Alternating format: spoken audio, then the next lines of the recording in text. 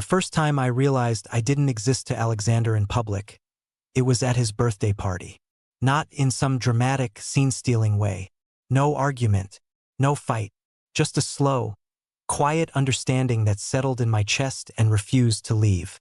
In private, Alexander was perfect, thoughtful, soft in ways he never let anyone else see. He'd pull me close when we were alone, trace lazy circles on my arm while we talked about nothing, tell me I made him feel calm, safe. I felt chosen. But that night, standing in his friend's crowded apartment with a cheap drink sweating in my hand, I was nobody. I watched him move through the room like he always did. Confident, easy smile, everyone drawn to him. He laughed loud, hugged people, soaked up attention like it was oxygen. I stayed a few steps behind, waiting for something. A glance, a touch, some quiet acknowledgement that I belonged at his side. Nothing came. When someone asked how he knew me, Alexander barely hesitated. "Oh, Christopher? Yeah, we work together. Work together." I felt my stomach drop, even though I'd half expected it. I smiled anyway, because that's what you do when you're trying not to look hurt. The guy nodded, already distracted, and the conversation moved on without me. Alexander didn't look back. We'd been seeing each other for 6 months by then. 6 months of late nights at my place. 6 months of whispered conversations in the dark, of him kissing my shoulder before falling asleep, of texts that said I miss you already 5 minutes after he left. 6 months of him telling me he wasn't out, that he needed time, that things were complicated. I told myself I understood. That night, I drifted to the edge of the room, pretending to scroll through my phone while I watched him from a distance. He looked so comfortable, so himself, like this was the real version of Alexander, and the one I knew, the quiet, affectionate one, was something he only allowed behind closed doors. At some point, he brushed past me to grab another drink. His hand grazed my lower back, quick and subtle, like a secret only I was meant to notice. "You okay?" he murmured, not meeting my eyes. "Yeah," I said automatically. He smiled, relieved, and walked away again. That was the moment it hit me. I was being loved in fragments, given everything in private, and nothing where it actually mattered. Later, when the party thinned out and we finally left together, Alexander reached for my hand the second we were outside, fingers lacing with mine like nothing had happened. "You were quiet tonight," he said. I looked at him under the streetlight, at the softness in his eyes that no one else ever saw, the version of him that felt like home. "Yeah," I replied, "just tired." He squeezed my hand. "Come back to mine?" And I went. Of course I did. Because loving Alexander was easy when we were alone. It was everything else that was breaking me. Alexander's place always felt like a different world. The door would close behind us, the noise of everything else shut out, and it was like he could finally breathe. He kicked off his shoes, loosened up, turned into the version of himself I knew best. The one who leaned his forehead against mine in the hallway, eyes closed, like the day had been too heavy to carry alone. "God, I needed that to be over," he muttered. I didn't ask what that meant. I already knew. Inside, "You were great tonight," he said softly. I laughed under my breath.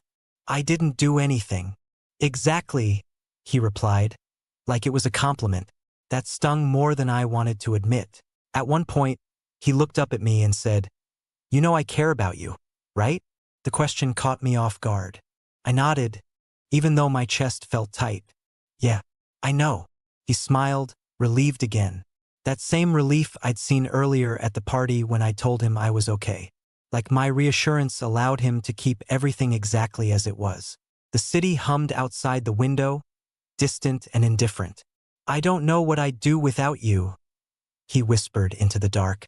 I stared at the ceiling, wondering how someone could make you feel so essential in private and so invisible everywhere else. The next few weeks followed the same pattern. Nights together, mornings apart, texts filled with affection, plans that always stayed vague. If I suggested going out somewhere public, a movie, a bar across town, there was always a reason not to. Too crowded. Someone from work might be there. Can we just stay in? I started noticing how carefully he curated his life, how neatly I was tucked into the parts no one else could see. One evening, after he canceled dinner plans because his coworkers had spontaneously invited him out, something in me finally snapped. "You ever think it's weird," I said, trying to sound casual, "that none of your friends know about me?" He stiffened beside me. "It's not like that," he said quickly. "You know it's not." "Then what is it like?" I asked. Silence stretched between us. His jaw tightened. "I'm just not ready," he said, quieter now. "Why do you keep pushing this?" I turned to face him. "Because I'm tired of feeling like a secret." He looked hurt, defensive. "That's not fair, Christopher." The way he said my name, like a warning, made my stomach twist. "I'm not asking you to come out to the world," I continued. "I'm asking to exist. Just a little." He rubbed his face, frustrated. "You don't get it." "Then help me get it," I said. But he didn't. Instead, he pulled away emotionally and physically, like he always did when things got too close to the truth. He kissed my forehead, told me he loved what we had, asked me not to ruin it. That night, lying alone in my bed after he left, I finally admitted something to myself I'd been avoiding. Love shouldn't feel like erasing yourself. And no matter how perfect Alexander was behind closed doors, I was starting to realize that might never be enough. Things didn't end after that conversation. They never do. Not right away. Alexander still came over, still texted me good morning, still kissed me like he meant it. And I let him because part of me hoped that naming the problem had somehow loosened its grip, that he'd wake up one day and decide I was worth choosing out loud. But something had shifted. I started noticing the little things I'd ignored before. How he never used my name around other people even when he could have. How he angled his body away from me if someone he knew passed by on the street. How his hand would drop from mine the second we stepped into public space. It wasn't cruelty. That almost made it worse. One afternoon, we ran into one of his friends at a coffee shop across town. Someone he'd sworn didn't matter. Someone who didn't ask questions. I was mid-sentence when the guy walked up, and Alexander talked right over me. "Alex, didn't know you came here." "Yeah," Alexander said easily. "Just grabbing coffee. Just..." I stood there, cup in hand, suddenly very aware of how silent I'd gone. The friend nodded at me politely. "And you are?" Alexander hesitated, just for a second, but I felt it like a punch. "This is Christopher," he said finally. He, helped me with a project." "Project?" I smiled because that's what I always did. I made myself small so Alexander wouldn't have to feel uncomfortable. The friend chatted for another minute, then left. The silence afterward was unbearable. "You didn't have to do that," I said quietly. Alexander frowned. "Do what?" "Erase me." "That's not fair," he said, defensive already. "You know I didn't mean it like that." I looked at him, really looked at him, at how tense he was, how tired, how afraid. "I'm not mad," I said. "I'm just exhausted." That night, for the first time, he didn't stay over. We started drifting after that. Not in a dramatic, explosive way. More like two people pretending not to notice the widening gap between them. Our conversations stayed shallow. Our silences grew longer. Even when he held me, it felt like he was already halfway gone. Then came the night he invited me over, unusually serious in his tone. "I need to talk to you," he said. I knew what that meant. My chest felt hollow before I even arrived. We sat on opposite ends of his couch, space between us that used to be filled with warmth. He kept rubbing his hands together, a nervous habit I knew too well. "I can't keep doing this," he said finally. "Not like this." I nodded slowly. "I know." He looked relieved, and heartbroken, and guilty, all at once. "You deserve someone who doesn't hide you," he said. The words hurt more than if he'd said nothing at all. "So do you," I replied. We didn't fight. We didn't cry much. We hugged for a long time, holding on like we were trying to memorize each other. When he kissed me goodbye, it was gentle, final. Walking home alone that night, I felt strangely calm. Empty, yes, but also lighter. Loving Alexander had taught me something important.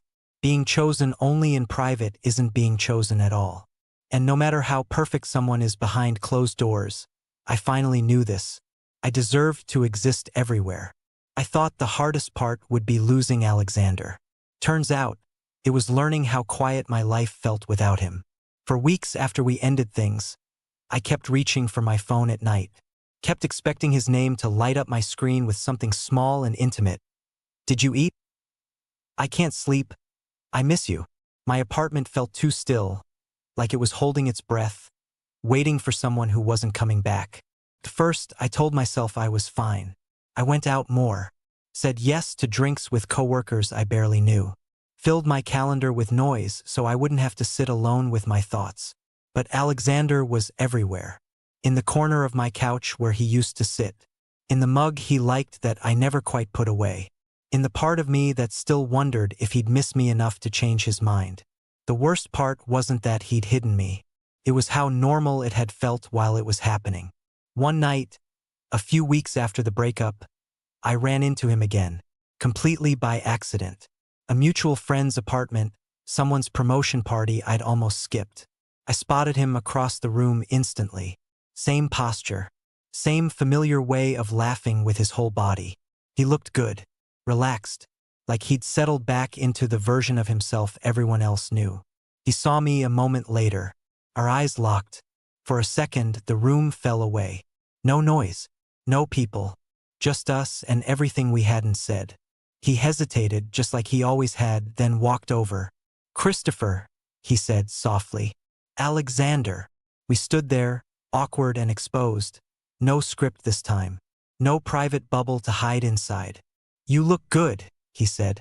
"So do you," I replied, meaning it and hating myself a little for it. Someone bumped into us, laughing, and Alexander instinctively stepped aside to give them space. The old version of me would have shrunk back too. This time I didn't.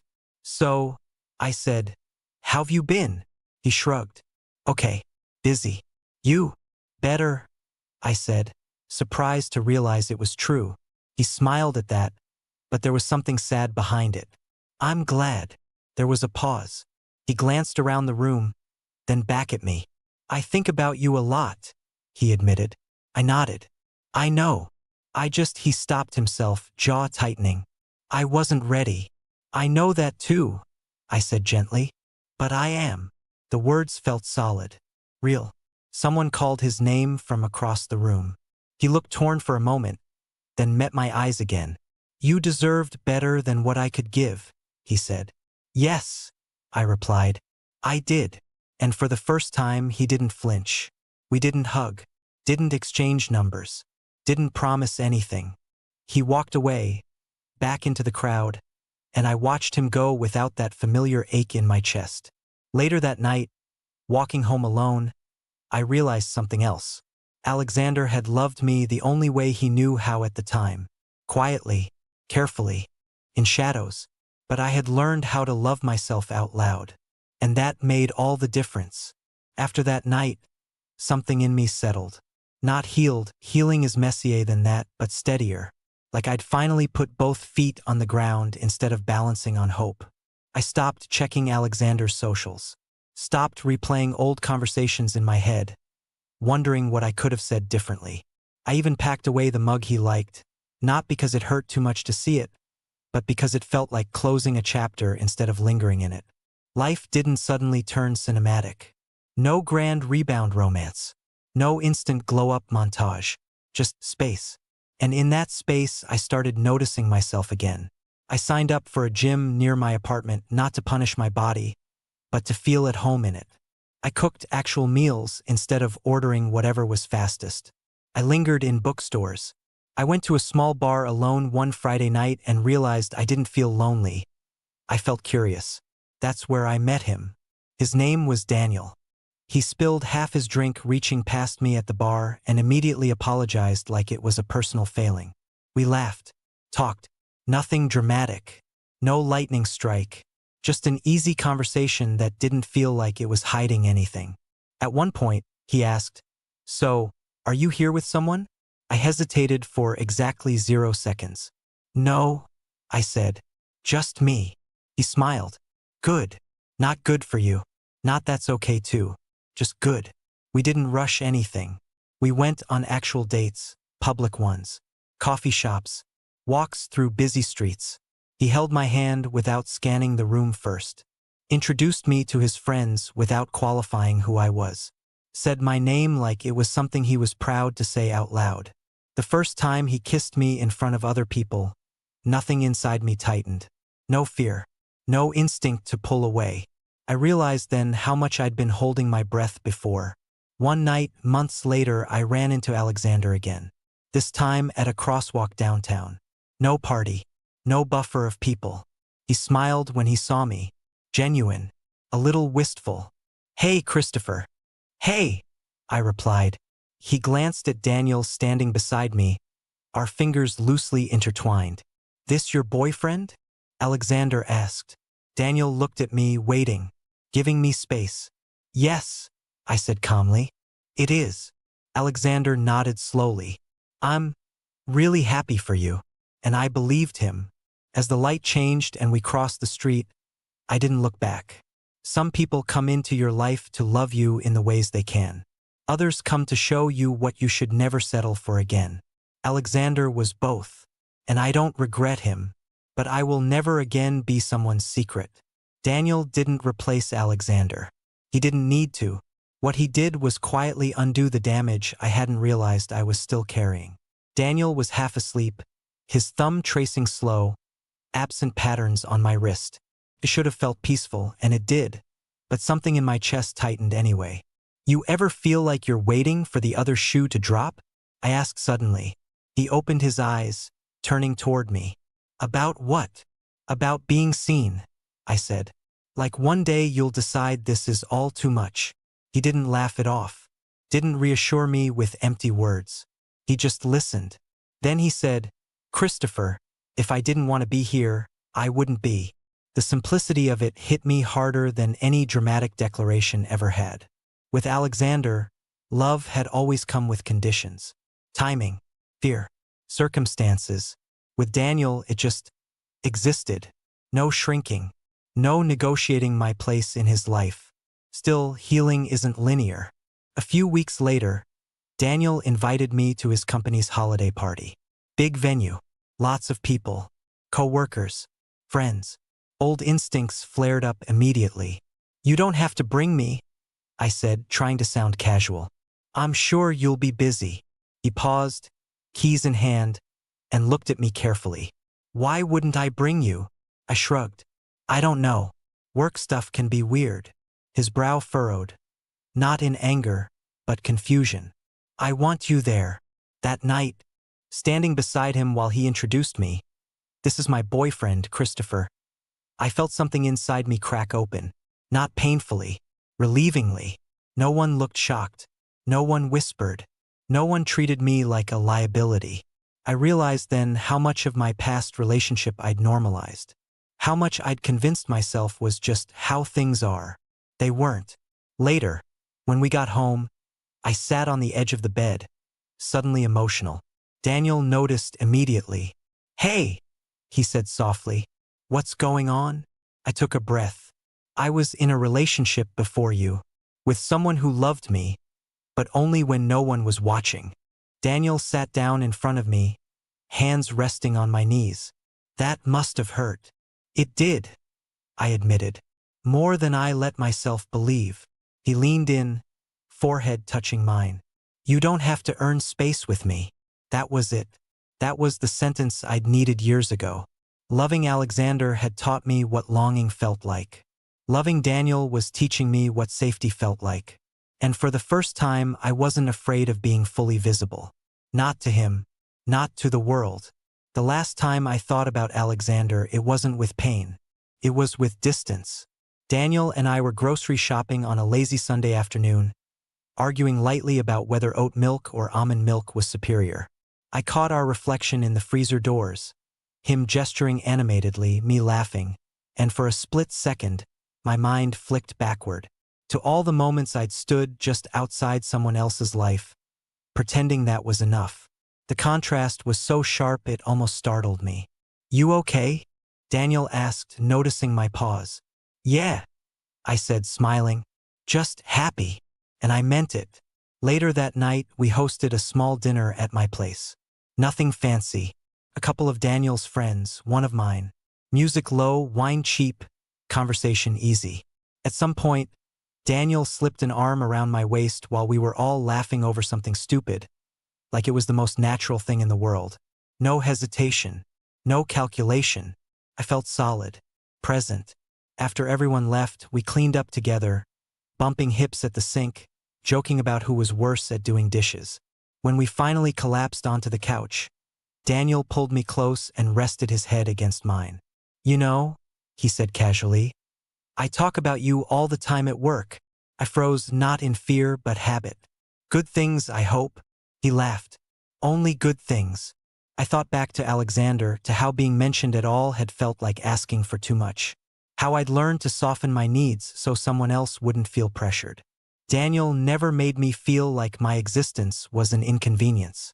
"I used to think love was supposed to be intense," I admitted quietly, "like something you had to fight for." Daniel considered that.